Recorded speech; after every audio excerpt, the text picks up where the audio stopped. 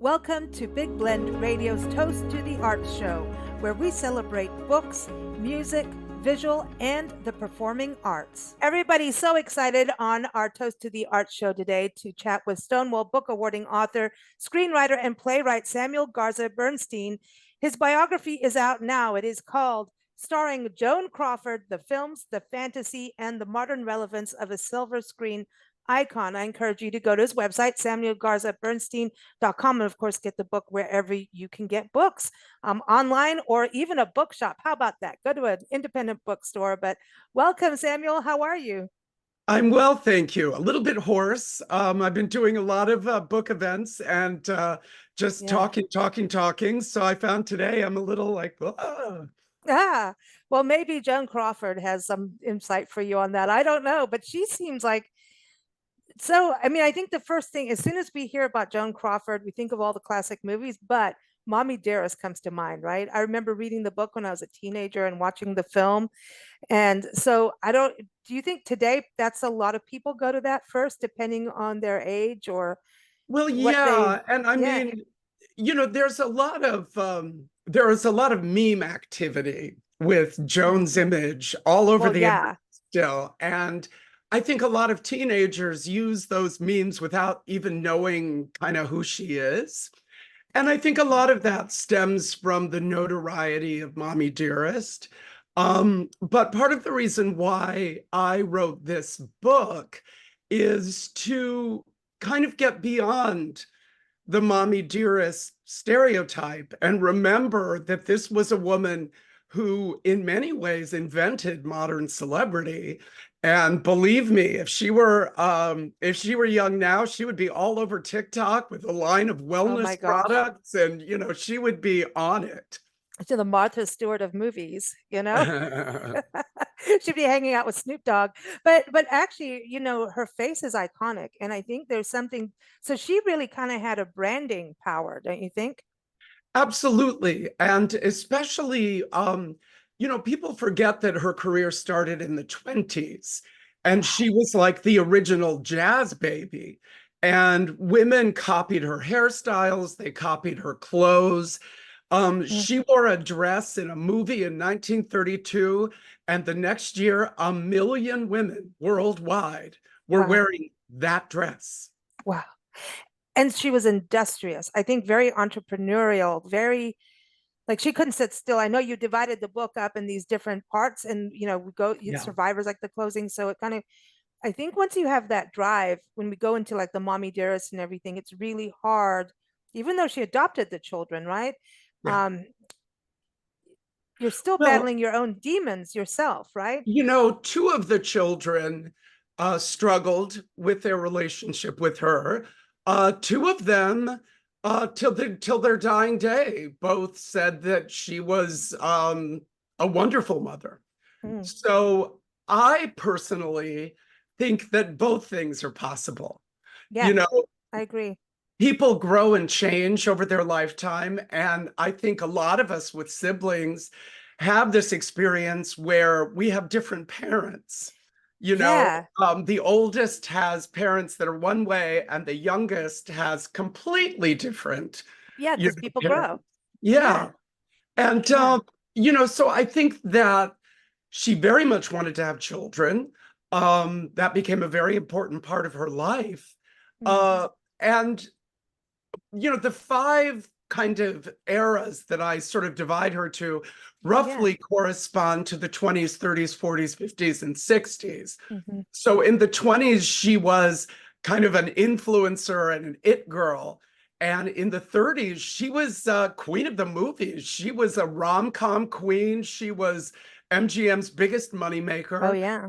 By the 40s, when she reinvented herself and became sort of a mother and martyr figure, especially in a movie called Mildred Pierce, where she won the Oscar. And then in the 50s, she kind of graduated into this dragon lady phase where she was My doing favorite. all these things in movies where she was like, nobody's more Yeah. bad than she is. She's a kind of a badass. And then Hmm. in the 60s became this sort of survivor mode where with whatever happened to baby Jane, she did a series of movies where she was, imperiled and she had to like struggle to be on top. The shall we say impolite term after whatever happened to Baby Jane was called hagsploitation. And so they would use all of these older actresses like her and Betty Davis and Olivia de Havilland and Geraldine Page and Shelley Winters, and they would put them in peril. Yeah. And they called it hag exploitation. Wow. Wow. But she was really iconic and she was able to change in her career. That's the other part of it. She shows you don't have to be typecast. And I think that's something that actors struggle with today is being typecast into one kind of role. So she's proving that she does one style really, really strongly, but then goes, okay, screw that. I'm over with it. I'm moving on. Well, we all grow and change. Mhm. It's not, I think people have this idea, and I mean, a modern corollary is Madonna. Like, people have this idea that she Yeah. sits around and plans her next incarnation, like, whoa, this will make me popular.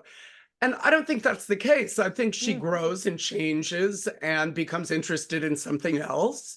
And, the public follows, or sometimes the public doesn't follow. Mm. And with Joan, look, she loved being beautiful. She loved being a leading lady, Oh, but yeah. she wasn't stupid. She knew that she was aging, and she knew that she couldn't play the same characters at 40 that she was playing at 20. And Right. she didn't fight that. She really Mhm. went with it and found roles that fit who she was at any given time. Mm. Because she was born in San Antonio, right? What was it that led her to go into the acting too? Because it was really kind of at the beginning of the screen, right? Because even didn't she start even before there was actual vocals on movies Yeah, or she at the time started in frame? silent movies. She started Mm. in 1925. So next year is the 100-year anniversary of her. Good timing. Yeah. She started in 1925. She was a worldwide star by Mm. 1928. And Wow, her that's first quick. big hit was Our Dancing Daughters, which was sort of the Barbie of its moment. It ran in theaters forever. For years afterwards, teenage girls were still Mhm. saying that's who they want to grow up to be. It's just this monster hit. And she started out, though, she had a very, very difficult childhood. Um, a lot of physical, emotional, Mhm. and likely even sexual abuse as a very young Oh, girl. And she always wanted something more. She always wanted to get away. And she joined a chorus line eventually in Chicago that got her to New York. And, in her mind, this all took forever. But in real time, she was sort of 18 and working in a department store, and she was mm. 19 and in the chorus on Broadway. Wow. And she had a spark. Somebody put her on a screen test, and MGM hired her. And Wow. she stayed there for 18 years. Wow. 18 years is a long contract, man. But you think about like how fast how fast she moved in within 3 years, how famous she became. You've got to think to now. I mean, with social media, online, TV, all of that was different back then for her to become such an icon so fast. Well, she did utilize what was available at that time. Mm. And she wanted to, she started her first couple of years in movies. She played a lot of girlfriend roles. Okay. Like the star of the movie would be a guy, and her job would be to say, be careful, Oh, or, like, yeah. come back With safe. those big eyes, you know how Yeah, she with those those big eyes. eyes. But she wanted more. And the character that she played in Our Dancing Daughter, it's like she created that character, and she went out in the Hollywood scene and showed everybody how vibrant and joyful she could be while she was dancing. And she made friends with the columnists. She made friends with the photographers of fan magazines. She did all the things that a young starlet would do now Mm. that were available then. And that's why I say she would have been all over TikTok. I mean, Man, that would have because been. she did everything by herself. And Mm, she showed them, hey, look, I can do this. And when they yeah. were planning this movie, they said, yes, you can. And they hired her, and she never, she was above the title for the rest of her career. Wow. Going through her history must have been fascinating. Did you sit and like do like, Joan Crawford binge sessions of movies? Because I think the last one I saw of her was Johnny Guitar. It That movie is demented. is. It is because I think I've watched it Yeah. one time. I think I was a little impaired. I'm just saying, watched it with a friend You of ours know, because it that's was one of okay, those, if you because rewatch it, you if have you are a to. little impaired, that's A okay. little Because, mimosa, I should say. Yeah, mimosa well, time. the two stars, Joan Crawford and Mercedes McCambridge, they were a little bit, they were also a little bit drunk when they were Yeah. making. Do you think? Um, you know, I did. I watched everything that's available. Some of the early silents are lost, but almost everything is available somewhere. And Yeah. yeah, I mean, and including television, I watched her in about 120 performances. That's amazing. And then all the artwork you have, not only the writing that you have in there, which is awesome, the artwork, you've got posters, and then seeing her, what I really enjoyed in the visual aspect is seeing her face change through times, but her eyes, like her eyes are everything. Her eyes are like this, I'm either going to kill you or come see me. It's like, Yeah, and I mean, some of the people that were closest to her said that they don't think that anyone in real life got that intensity that she could do in a close-up, where mm, like those eyes just like, were she like, could, they were amazing. they're And magnetic and also killers. Yeah. yeah, and well, I really wanted I wanted the reader to experience her Mm, the way that audiences would, in order, where mm, you're seeing her change. And I wanted to show images. I pulled most of the images, the black and white images, directly from digital prints of the films. oh, So wow. they're not images that we've seen 100 times before. Okay. Yeah. And I wanted, this is what it was like to experience this Mm, woman in real time. wow. Wow. And then, putting her together and then looking at her change in fame, growing, and then at one, and then four husbands. Is it four, right? First, yeah, Yes. four. Because she had a quickie in there, I think, like a, you know, But Philip Terry, I knew her first husband, oh, wow. Douglas Fairbanks Jr. I Oh, wow, worked wow. for him in New York when I was very young, Wow. and he was working on his memoir. And I was able to talk to him about Joan Oh, and his cool. memories of her. And they stayed friends Mm, their whole lives. And she also stayed friends with her second husband, which I think really that's contradicts that amazing. image of her as some kind of ball buster. Yeah, yeah. She really she had good relationships with her Oh, no. husbands even after they divorced. Wow.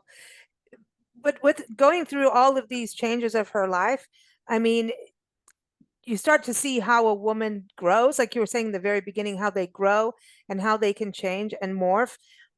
Thinking about her like that 100-year mark coming up next year, you kind of have to have a soft spot for a woman growing through an age. Yet at the same time, I wanted to ask about her relationships, not just with her husbands, her kids, but what about the women? Because we us women can be vindictive, or we can be loyal supporters. So what was that like for women in that era? Did you get any, insight as to what they were going through? Because it's always kind of been a man's world in a lot of different things, but in the In a women's, lot of ways. yeah.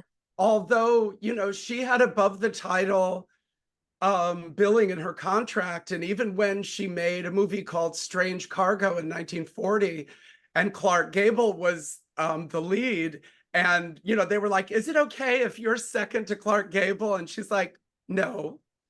And but he also had first billing, so they compromised. And on the prints of the film, um one of them got first billing, and on the posters, the other one got first billing. And her relationships with women, though, you know, it's very funny. There are women that she worked with, like, there was Anne Blythe in Mildred Pierce, who said that she was the most generous, a friend until the end of her life. Diane Baker, who did 2 movies with her, said the same thing. Now, I don't know if her rival at MGM, Norma Shearer, would ever have said anything like that. They did not get along. And as Ryan Murphy made clear in his series in 2017, Feud, she and Bette Davis did not get along. I think when Joan felt disrespected, I think something in her just like, That's it. that was it. Like it snapped and there was no coming back from it. Wow. But if she felt like you respected her, then I think she was incredibly generous to other actors. That's interesting. So maybe that's even clues into, the way her husbands, the relationships with their husbands, it's like, okay, we're just not getting along. And also you got to think at that time, a woman in a stronghold of power in her career, that was intimidating to husbands. Absolutely. She was a bigger star. Her first 3 husbands were actors.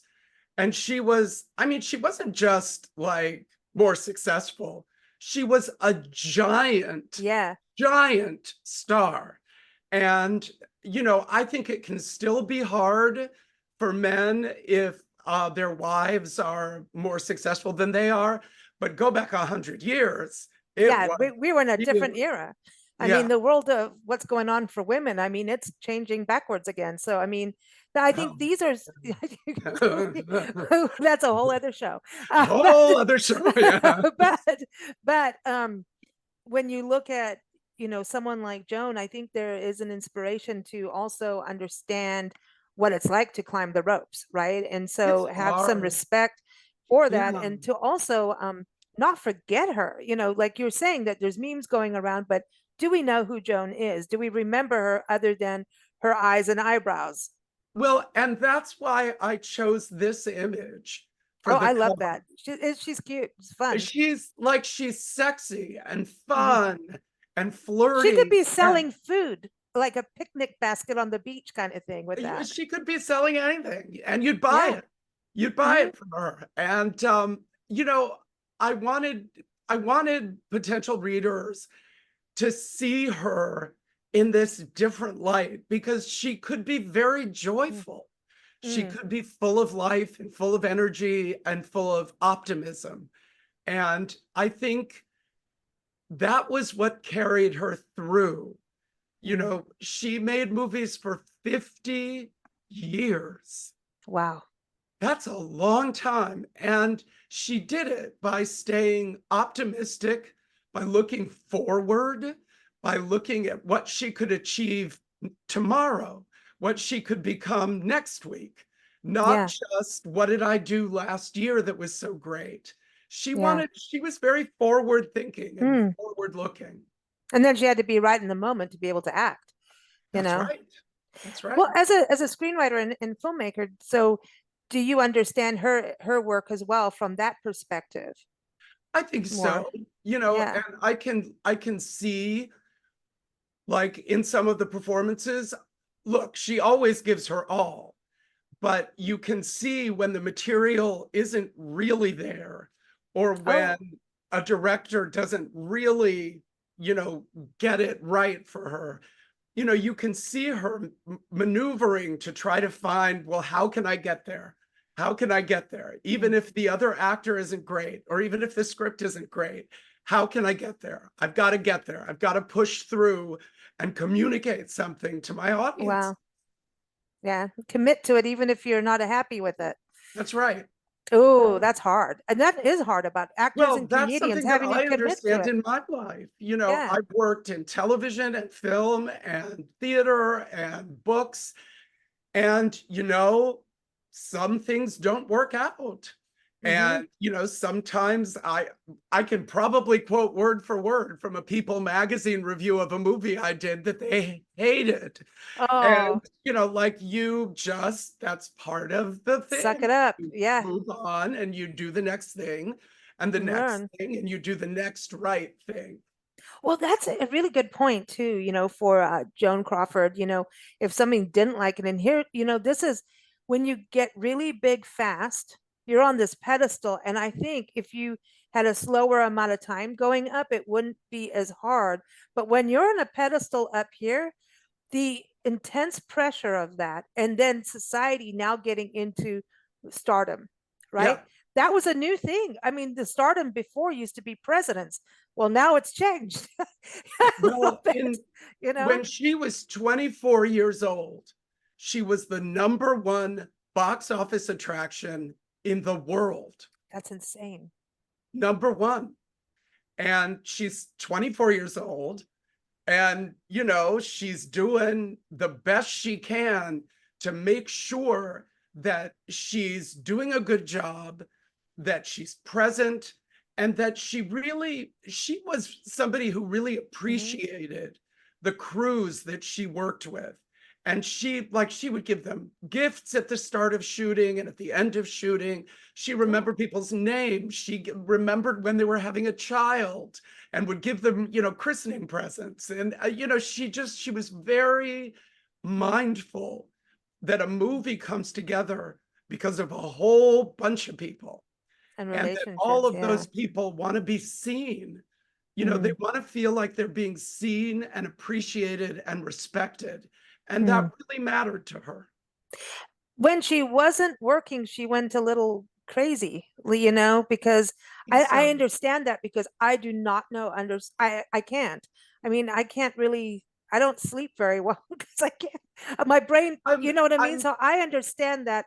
I think, I'd yeah, start getting into more mimosas if I was like just sitting around. And I could understand, the kids becoming more of a project. You know what I mean? And it's kind of like a tough love if she came from that background. So some of those negative qualities we all have. We're human, yeah. right? I mean, I don't mean to excuse child abuse, No. and I certainly think that some of her relationship with Christina was child abuse. Yeah. I don't want to soft sell Yeah. that or soft pedal that rather. Um, but that's not the sum total of who she was Mm. as a creative artist or as a person. It was a terrible failing, and it was certainly tragic for Christina and for her brother Christopher. Um, but that's part of the story. It's Mm. not the whole story. Yeah. Then that's why you wrote a book. Now, do you think you'll make it into like a film, like a biography film? Be You kind of know, cool if you could get some of the old footage and put it together. And I don't know, like a documentary. I don't know. There has been some talk in that there's been some talk about that or doing it as a limited series scripted Hmm. as for her story. And we'll have to see if anything develops. You never know. Yeah. You never know. I think it would be cool, you know? Yeah, I love it. I love it. Well, thank you so much. It's like a joy. This is like a little treasure of a book for folks to have and to, I think, just revisit. And I think also, there's the general public who loves pop culture and wants to learn. But I also think maybe for those in the movie career, TV career, I mean, could you imagine? She'd probably have her own Netflix specials in some way. She'd have her own channel, you know. Well, I imagine what she would be doing at the various ages of her career. And I think she would be working just as much today as she did Shirley in MacLaine, look at her. Almost 90 and she's still going. You got to think Jane Fonda's still going. All this is awesome, but if she, for students, do you think that would help for students in the film industry to read Oh, this? absolutely. It's always a good idea to understand the progression of your art form. Mm. And, the movies that she made in the 1940s are not the same as the movies we make now. on any level, but there's still a lot to learn about performance, about lighting, certainly, and really That's about interesting. commitment. Character development. Yeah. Yeah. Now, what was it? What was that spark that said, oh, I'm going to write a biography on her? What was that one moment you're like, okay, I'm going to do it? Has it just been festering? Or did some one thing just go, that's it, it's Well, on? to be honest, my agent had the idea, and we made a deal with the publisher. So that was how it started. But the minute my agent mentioned it, I was like, oh my gosh, I would love to write about her.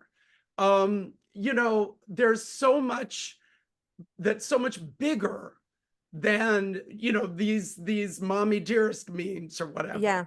And, so I was really, really happy to take that dive into her career and into her life.